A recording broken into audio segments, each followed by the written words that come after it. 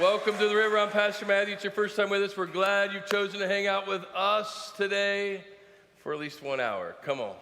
It's good days, man. And so can you do me a huge favor and welcome all of those people who are joining us on the other side of that camera, all the online folks. And so can you do that real quick? Come on. Man, we have some shut-ins, some different people that, man, this is their way of still being a part of the River Church, and we're so glad that you're there. But those of you that are just using it as an excuse to stay home in your pajamas, it's better in the room, all right? And it's always better. So, man, how many people had an incredible time at Reset Nights this past week? Whoa, holy cow, man. There was some fire being thrown off this stage, wasn't there? Man, the worship was off the hook. And man, how about Pastor Ken and Pastor JC and Pastor Jason, man, wasn't that amazing? Like, man, it was just 3 amazing nights. And, man, we're so excited for that to launch us in. And as we hit the reset button for the fall and launches us into the fall, we're so excited about that. We are in the final week of 21 days of prayer. All right, come on. That's day 15. Here we go. All right, so we're excited. And as we finish up this fall edition of 21 Days of Prayer, we are resetting and believing that God has something amazing in store. And you heard them begin to talk about, I'll talk about it at the end, but we'll be doing a series right after this series called Miracles. And there's a book that goes along with it. You'll be able to purchase that today at the cafe. And we'll tell you more about that very, very soon. So, man, we are so excited with what God's been up to. And so, theme verse for this series has been tucked away in Isaiah chapter 43, verse 19. It says, excuse me, I'm about to do something what? Something new. See, I have already begun. Do you not see it? I will make a pathway through the wilderness. I will create rivers in dry wastelands. I don't know if you recognize this, but God is on the move. God is at work. God hasn't stopped working, and we're so excited at the river to be a part of that. But the challenge is are you and I willing to walk the path that God's laying out before us? Because it says he's going to walk through the wilderness, which means it may be some rough terrain every once in a while. But guess what? Look who's making and paving the way. His name is God. And he's paving the way for you. The question that we have to answer is are we willing to reset our lives in a way to walk that path? Our goal in the entire series has been is that you and I would have an experience with God. That we just wouldn't know God to know about God, but that we would really intimately get involved and know him at a whole different level. And that's what we've been trying to push you to, that leads you to a life ultimately of freedom. Can I get a witness? Anybody need some freedom in the house? Man, Tuesday night was amazing, man. We saw people getting set free of alcoholism. Hello. We saw a guy say, man, he set free of drug addiction. Hello. Come on. And so we all need freedom from something. Whether if you're like me, you need freedom from Krispy Kreme. Hello. Come on. Or you need freedom from all that Netflix you watch. Anyway, I don't even know. I gave up. I was going to say something that was going to make somebody mad before we ever start the series sermon, really. So I didn't want to do that. But man, we gotta experience that. In order to do that, you got to become a disciple. And in Matthew 28, we've been using this verse. Jesus said, he told his disciples, I have been given all authority in heaven and on earth. Therefore, to do what? Go. You say that with a little more force. That we're supposed to do what? Go. And make what? Of all nations, baptizing them in the name of the Father, Son, and the Holy Spirit. Teach these new disciples to obey all the commands I have given you. So how do you know if you're a disciple? Obey. You love God. Keep his commands, which are not burdensome. So you guys got that 1 John passage down still. But the reality is you got to teach them to obey. But here's the challenge. You cannot produce a disciple if you are not a disciple. And you're not a disciple unless you're keeping the commands that God's laid out in front of you. And that's why you have to hit a reset every once in a while in your life to look at your life and take a hard look at yourself and say, man, are there areas in my life where I've missed it? Are there areas in my life where I haven't figured this out? And I want to talk today and help you understand that if you're going to be a disciple that produces a disciple, then you've got to understand what it means to love one another. You've got to come to this place where you understand what it means to be living in godly biblical community, not just trying to do this on your own out here and hope you can figure it out. Matter of fact, Jesus in the upper room in John 13, right before he goes to the cross on that Thursday night, he said this, by this everyone will know that you are my disciples if you what? If you what? One another. It's like, man, I was really good at loving God. But I'm not so good at loving the guy who cut me off on the way to church this morning and then turned into the same parking lot I was coming and now sitting 3 rows in front of me. Can I get a witness? Hello? Or they cut me off in the parking lot because I was going to get that parking spot. Man, I was shopping with my wife on Friday. That's our date day. Come on. And I was right there, getting ready to turn left into this parking spot. This car, first lady whipped in front of me. I was like, okay, she's pulling through. That's nice. Next thing I know, another lady come whipping her car in there. I said, well, I guess she wanted that parking spot. I was like, man, I'm going to T-bone you in my truck. But anyways, just kidding. She was clearly from Carmel. But anyways, moving on. It was a joke. That was probably unfair too, all right? But she was, all right? I'm just being honest with you, all right? But you got to love those people. It's easy to love God, but it gets challenging when we have to love one another. Can I tell you something today? It's not about what you know in this world. It's also about who you know. And here's what you need to understand. The who you know and the who you're loving and the who you're doing life with have an impact on you every single day. You can impact your surroundings or you can be impacted by your surroundings. When I'm a parent, as a parent, I am a parent, all right? I still am. Check that, Matthew. As a parent, I've told our kids many times, you show me your friends and I'll show you your future. You show me who you're doing life with and I'll show you how your life's going to turn out.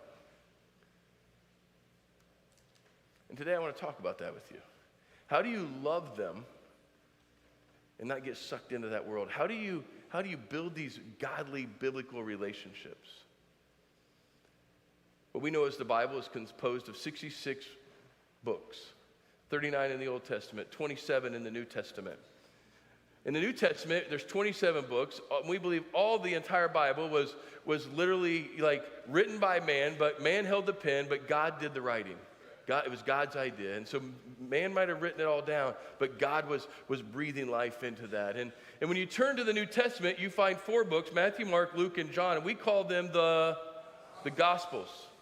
And it's 4 accounts of the same story, written at 4 different time periods by 4 different guys from 4 different angles into the story. One a Gentile, one a Jew, the whole deal. But it's one story.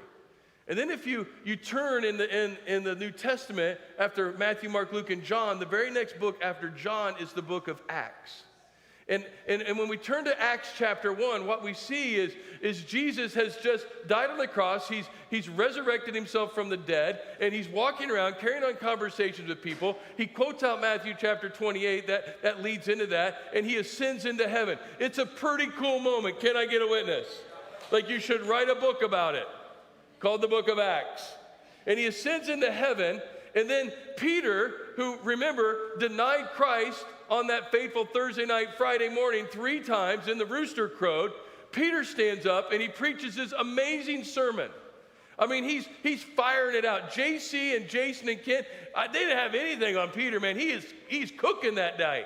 I mean, he's like bringing the heat. And we pick that up in Acts chapter 2, verse 41. And look what happens at the end of Peter's sermon. Those who accepted his message, the his is Peter's, were baptized, and about 3,000. How many? 3,000. How many? 3,000. Were added to their number that day. Can I tell you what happened? They went from about 11 dudes to about 120 that we know about, and then the next thing you know, they became a mega church in about 15 minutes. Now, most people, when they talk about the River Church, I get it. I've been hearing it a lot lately. Oh, they just want to be the big church. Pastor Matthew, he just wants to be a big pastor. He wants to be this. They want to do this, and they want to do that, and they want to blah, blah, blah. I will tell you today, I'm going to answer the question. And you can blog it. You can tweet it. You can TikTok it, whatever that means. Or you can Snapchat me. I don't even know. I don't even know what that is, all right? It's a whole nother sermon. I will answer that question for you, whether we want to be a big church or not, right now. I'm going to settle it right here in this whole day. The answer is yes. You want to know why? Because if heaven and hell are real, then I'm going to do everything in my power to unpopulate hell to populate heaven.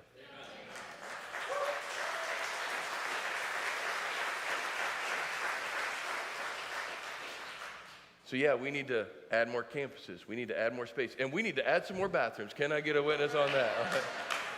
Couple weeks, man, we're almost there. And maybe again we'll have a floor without a trench in it. Maybe, all right? If you're watching online, you know what that is. So you should come to the building. You could experience all of that, all right? They're like, well, at least we got a bathroom to go to. Anyways.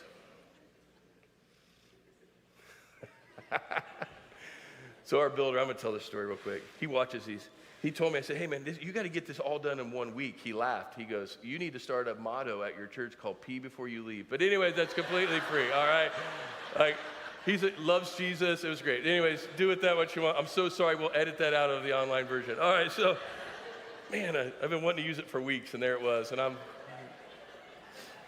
her email is amy@theriver.cc. Send all your complaints there, all right? What were we talking about? Oh, heaven and hell. Add more campuses, add more space. Because here's the deal, man. I want to do everything I can to reach everybody I can for the sake of heaven.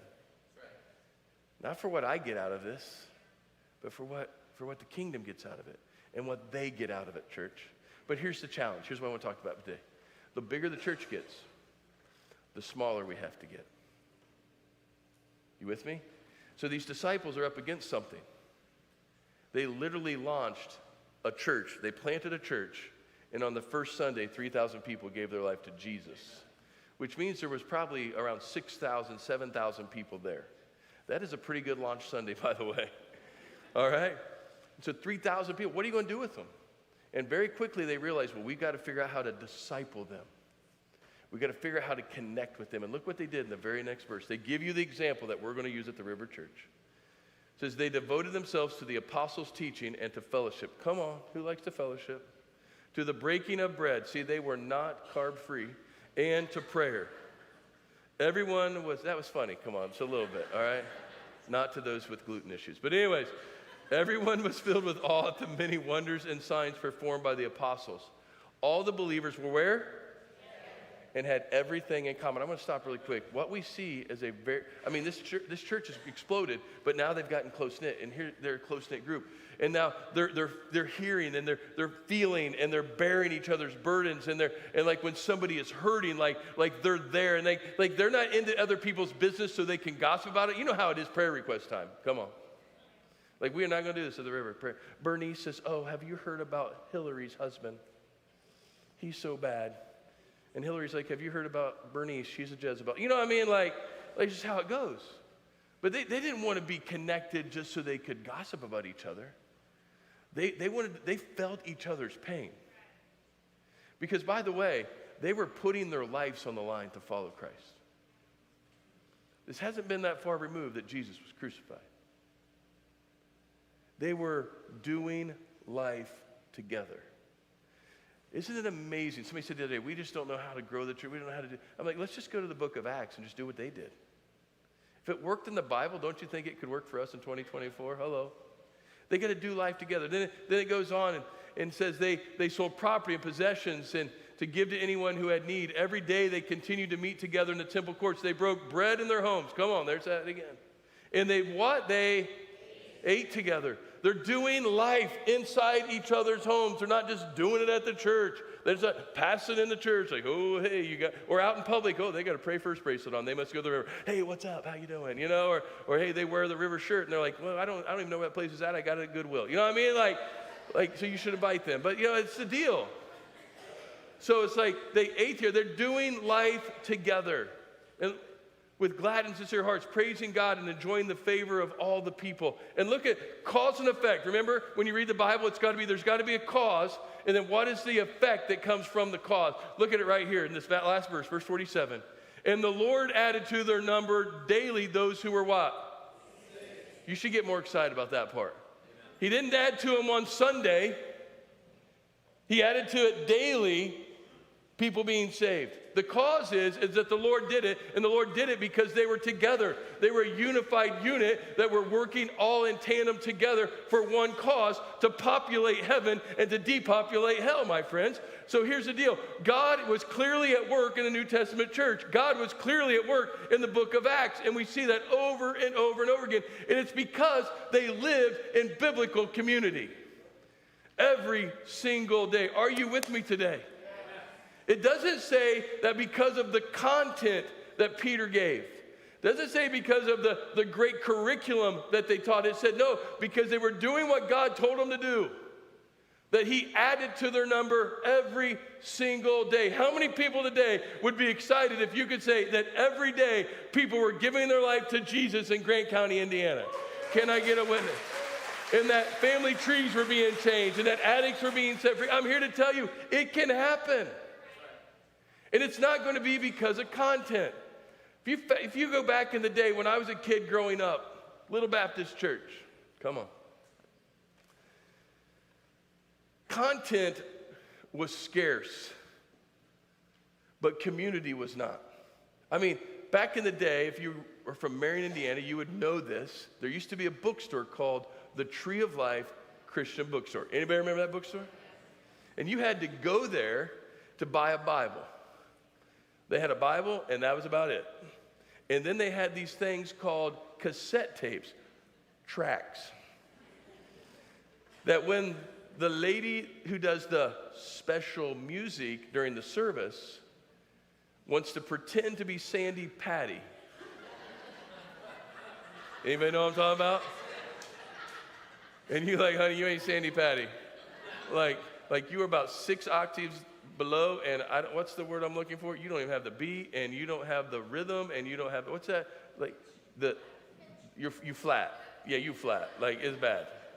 But man, the Lord she's singing, and I'm like, no. But you see her, man, you go to the Christian bookstore and you see her in there, she's getting ready to get another cassette tape, she's going to buy another little, down the Via della Rosa, and it's like, oh no, it's not Easter. I mean, you know how it is, man, Easter, like, they're going to do a passion play, and she's going to do it, and she's going to sing it, it's like, please don't, please, no.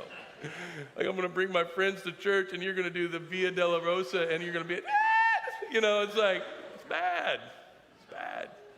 They're looking for some Evie or whatever, Or for some of you rockers, it was Petra. I listened to Petra this week. It popped up on my playlist. I'm like, what's that tell me? What's this thing telling me about my life? Anyways. But man, you know what? We didn't have content. You had the Bible.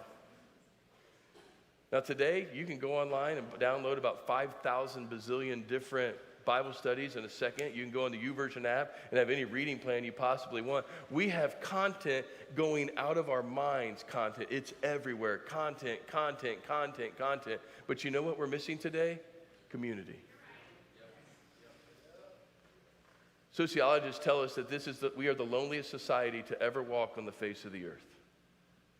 That we are the most digitally connected society, not shocking, to ever be walk the face of the earth, but the most disconnected ever. Junior hires, high school students, and young adults right now, kids that are between the age of about 13 and about 24 right now, are the first generation to ever do what they call disbanding their own tribes, walking away from their tribes, under the guise of one word, individualism. It's been taught to them. You got to be an individual. Your truth is your truth. Your way is your way. And I'm here to tell you that's unbiblical. We've taught kids and young adults and people in our culture, even adults now, that the best way is to do this is you got to pick a side and you got to hate the other side. Hello? Am I preaching to somebody right now? And some of you have picked some sides and you hate everybody else on the other side. Matter of fact, there's a slogan that exists in our culture today where you'll say something like this: just do, not it, but just do what? You. Every once in a while, Nicole will be wrong and we'll have a debate over that. And she'll, back in the younger days, she would say, well, you just do you, Matthew, you just do you. And I'm like, well, you're unbiblical. And I'd say back, well, you just go do you too until it's time to make. Anyway, moving on. It's completely unbiblical. I'm glad you're laughing. I appreciate that. Thank you. You're the only person that gets my joke is over here. All right. I'll give her a Starbucks gift card. All right. But Solomon had a lot to say about that. Wise dude. He says, there was a man all what? He had neither son nor brother. There was no end to his toil. Cause and effect. You're alone. There's not going to be any end to your toil, my friends. It's not about just do you. It's not about disconnecting. It's about community. I'm going to show it to you. The wealthiest people on the face of the earth are not those with the largest bank accounts. They're the ones with the greatest friends and connections and community every single day. He goes on, Solomon, the wealthiest man ever, wealthiest man to ever live, and the wisest.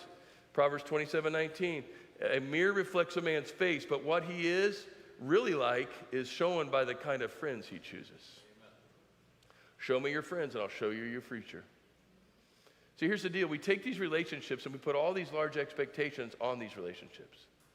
Like you get married, there's this huge expectation on your marriage. You get a roommate, there's this huge expectation. You have teammates, there's this huge expectation. You have coworkers, there's this huge expectations on all of these different relationships. Everybody, who in the room is in a relationship right now of some sort? Raise your hand right now. Okay, let me help you. Everybody's hand should be in the air, all right? If you're not, wake up. Everybody in the room is in a relationship of some sort. You're either a parent, you're in a marriage, you work with somebody. Like, you get it? Are you with me? Here's what I want you to know. Those relationships are going to be hard work for you. How many people thought getting married was going to be easy? I did. It's like, man, we're going to kiss all the time. She's going to tell me how great I am and feed me big grapes. And I would like fan her, she feed her bonbons. You know what I'm saying? Like, it's going to be great. But marriage is hard work. Relationships are hard work. So I'm going to share with you 4 ways to make these relationships happen. Are you ready? How you can love one another. Are you ready? First thing you got to do is you got to nurture important relationships. You got to nurture them. When I was a kid growing up, we heated our house with wood, which meant every spring, summer, and fall, what we would do is we would go out and we would cut down trees that were dead, and then we would chop them up. Like, we would get the wood splitter, we would split the wood, we'd haul the wood back to our house, then we would stack the wood, and then we would be ready for winter. So when the cold winter of Indiana cut in, we were ready for it to go down. But here's the deal. What would happen is if we chopped the wood, cut the tree down, split the wood, loaded the wood, stacked the wood, and thought, man, we've arrived. You'd look at us like we're crazy. But no, when the winter started, my dad would build a fire in the fireplace. Hello. And then he'd say something like this. Hey, son, you need to bring some wood in. Hey, Dad, you need to buy a better wheelbarrow. Or find another son. Like, hire somebody to do it, all right? What's wrong with my sister? Like, she might break a nail. But anyways, literally, we had this wheelbarrow. I wish I still had it just to prove this. My dad made me haul wood with a one-handled wheelbarrow and like a piece of 2x4 on this side. Are you ready for this? And a metal wheel. Metal. It was like Moses's or Noah's OG like wheelbarrow. Like, this was here on the Mayflower. Like, it was totally there. And man, and it had been like put in concrete, so it had chunks. So it's chunk. You know, it was like that the whole way through. And I'd go out there. It was a big day when we got one with like a wheel you could blow up and air up. Ooh, man, we must have got rich, all right? But here's the deal. My dad would start the fire. And then all of a sudden, this didn't stay lit forever. Eventually, that fire would begin to go out. And so what did we have to do? Put another log on the fire. And some of you today, that's what you need to do in your relationships. Your fire's gone out. It could be your relationship with God. Could be your relationship with your spouse. Could be your relationship with your kids. Could be your coworker. I don't care who it is. Teammate. You can put another log. That's what happened to the church here. Yet I hold this against you. You have forsaken the love you had at first. How many people remember how great that relationship was in the beginning? But you stopped kindling it. So consider how far you've fallen away from that. Repent and do the things you did at first. Go back to doing what you did at first. So here's very simple. Do something to add fuel to the fire. Do something to add fuel to the fire. If you're married in the room, I'm going to help you out today. Are you ready? Hey, my time's about gone. Are you ready? All right. I didn't realize how many notes I had. So here we go. I'm going to give you some steps. Marriage builders. Here we go. Start the day with a hug. Sound good? Take notes. These are not in your app. Write these down, men, or take a picture when I'm done. The women are writing. The men are like, oh, here we go. Stay with me, man. You're going to like this. Say, I love you when you part ways. Because you never know if it could be the last time.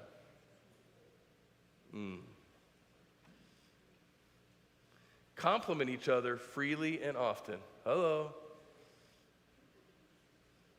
Men, I'm not seeing this. Man, I'll send Nicole a text, baby, you are my ride or die. I think you are beautiful and you're great and you're da-da-da-da.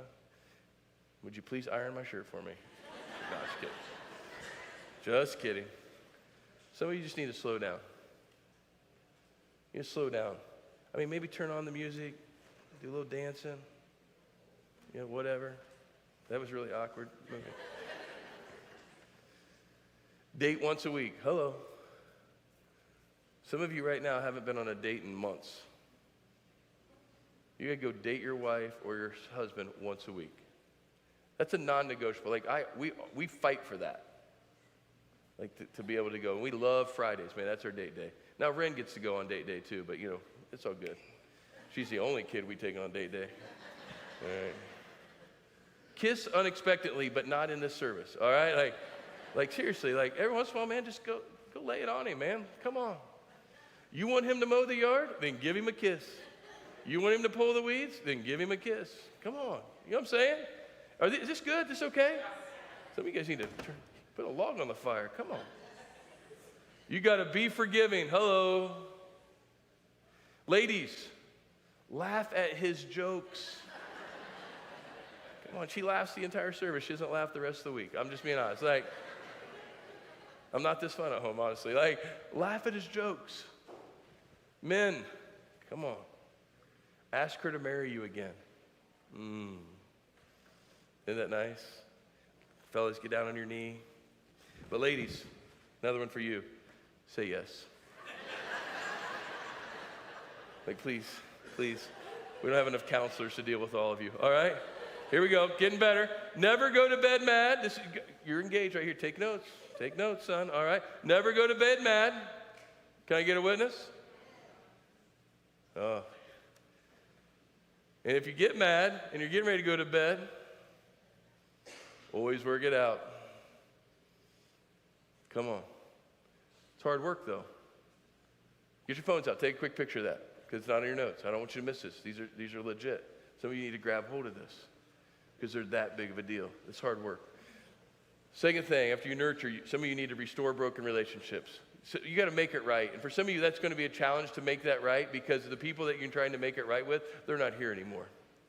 But make sure you understand that restoring the relationship and make a broken relationship and making it right isn't about them. It's about you. For some of you, it's about you cleansing and clearing your own heart. Verse 17 of Romans 12 says, do not repay anyone evil for evil. Be careful to do what is right in the eyes of everyone. If it is possible, as far as it depends on who? You live at peace with everyone. We know literally, science tells us that the people who are quickest to forgive are the healthiest people on the face of the earth. They're the healthiest physically, emotionally, and spiritually. Is it not a struggle for me to find somebody who's dealing with a seed of bitterness in their heart? Because you look like a bitter person. You're like, it's like, man, like smile. Because this is the day that the Lord has made. And you're like, we're going to rejoice and be glad in it. It's like you're making these funky faces, man.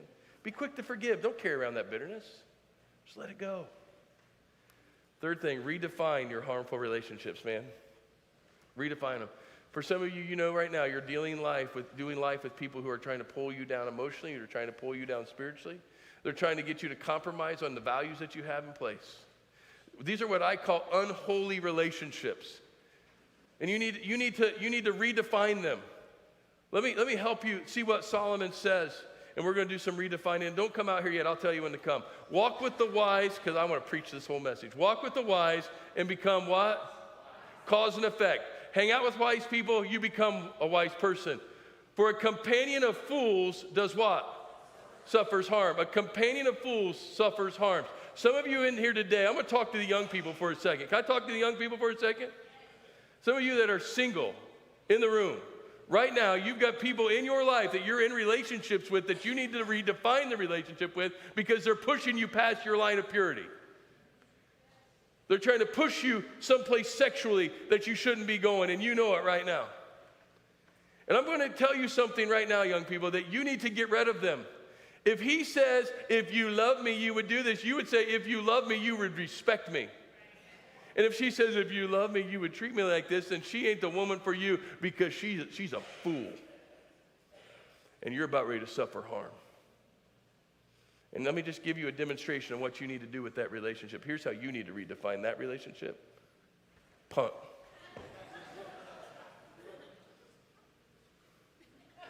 Punt. It literally hurt. Like, literally. You need to get rid of them. You're like, well, I'm married to them. Well, you can't get rid of them because you entered into a covenant relationship. We talk about that. Paul goes on to say, do not be misled. Bad company corrupts what? He goes on in 2 Corinthians and tells us, do not be yoked, which means to have fellowship, common fellowship in the Greek, together with unbelievers. For what do righteousness and wickedness have in common? Or what fellowship can light have with darkness? What harmony is there between Christ and Belial? Belial is the number one demon, by the way. Or what does a believer have in common with an unbeliever? Very simple. There's no mixing of those two worlds. You can come on now, right now. And the fourth thing you need to do is you need to initiate meaningful relationships. Initiate them. Very simple. Let me help you this. I have mentors in my life. When I was in college, I was told you need to get into a Paul-Timothy relationship. Well, Paul was like the big brother. Timothy was like the little brother or the apprentice. But what they skipped over was the guy in the middle who was a guy named Barnabas. And I'll just be honest. I have mentors. I have Paul's in my life, and I'm their Timothy, where I've gone after them and said, show me and teach me everything you do and how you've done it. I've got people that do that with finances. I got people that do that with preaching. I got people that do that with how I'm a leader and how I'm a husband and all these different things. Because literally what I said is, show me what you do and I'll go do it. And I don't waver off the playbook. We don't waver. Why? Because they've proven to me they're my mentor. And that's what Paul does. Some of you today, you need to be mentors, and some of you need to get a mentor. Second thing is you need to have an accountability partner. It's always good to have other people's eyes on your life. Somebody else's eyes on your life. And then I have an apprentice. There's something interesting when somebody is dependent upon you on how your conscience begins to change. We've got about 25 pastors plus our staff, now one of them being my own son, who's dependent upon me having a clear conscience, having a clean soul. Confession, my friend, is good for the soul, but it's bad for the reputation. You should write that down. Confession will be good for your soul. It might be bad for your reputation, but here's what I know. I would rather have a clean soul versus a good reputation. Matter of fact, the River Church, you, our people, are part of my accountability, our accountability, to make sure we always walk onto this stage and walk through our life with a clear and clean conscience, a clean soul. Why? Because we know you're dependent on us.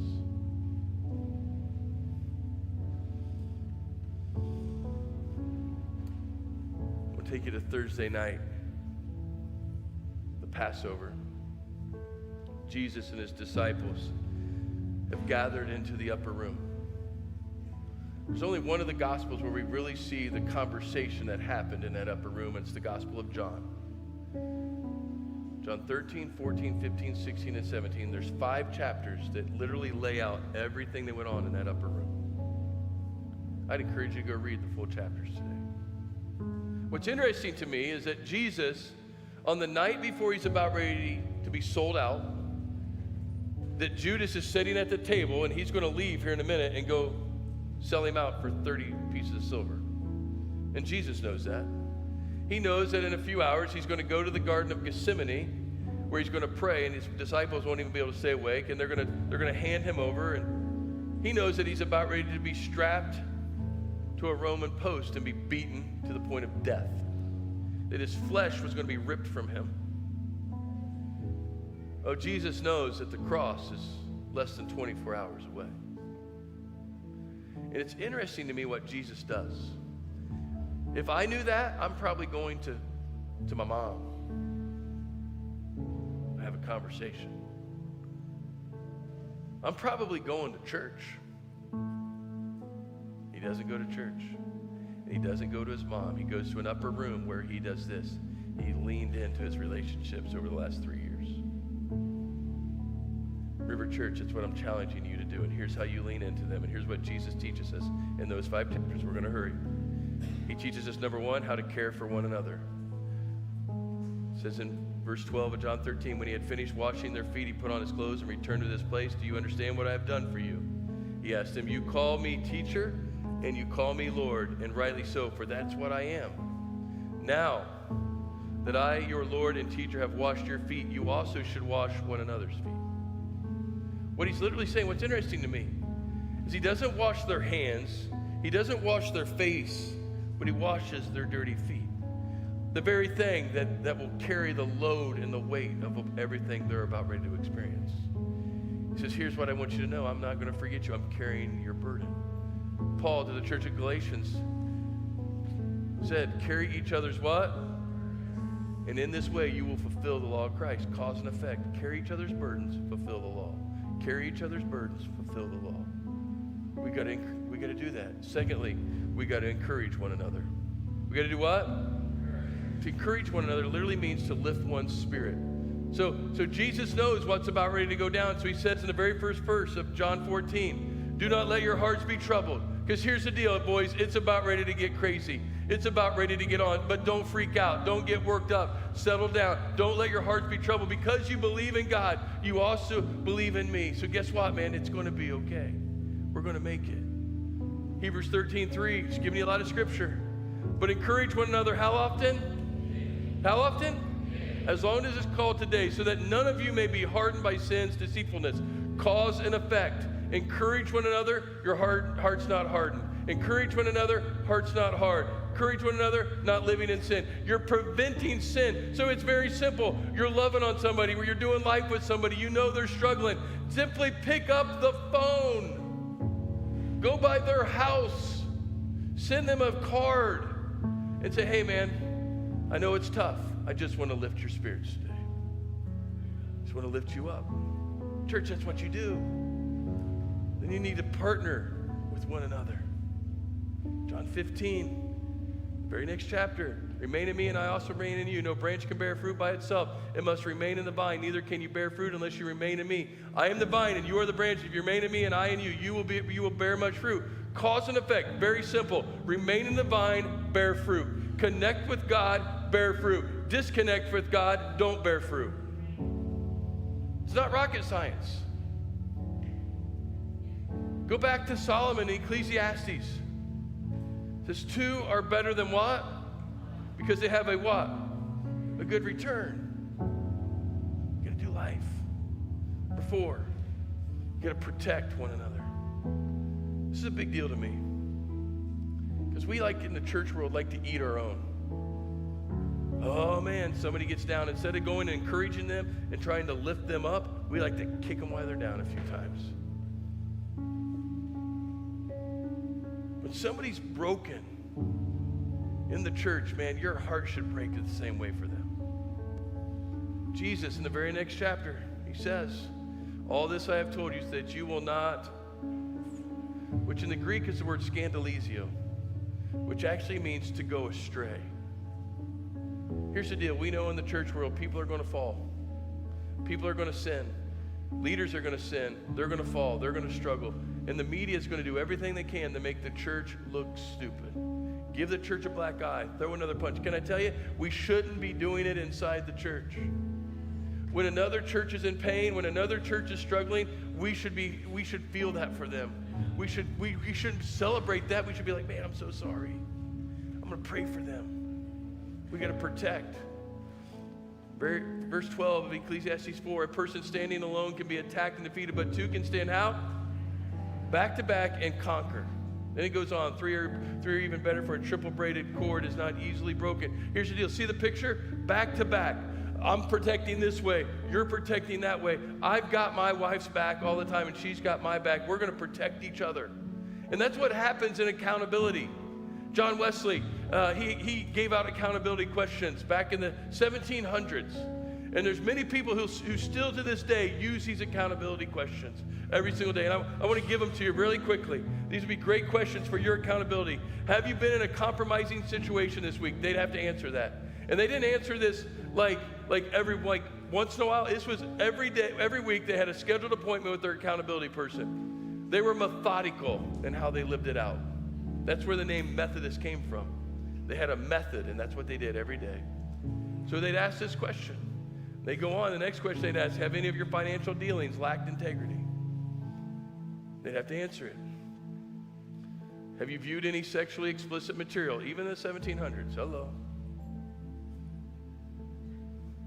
Have you spent quality time in Bible study and prayer? Your accountability partner should be asking you that question. Have you given priority time to your family? Have you fulfilled the mandates of your calling? Oh. And this is my favorite one. Have you just lied to me?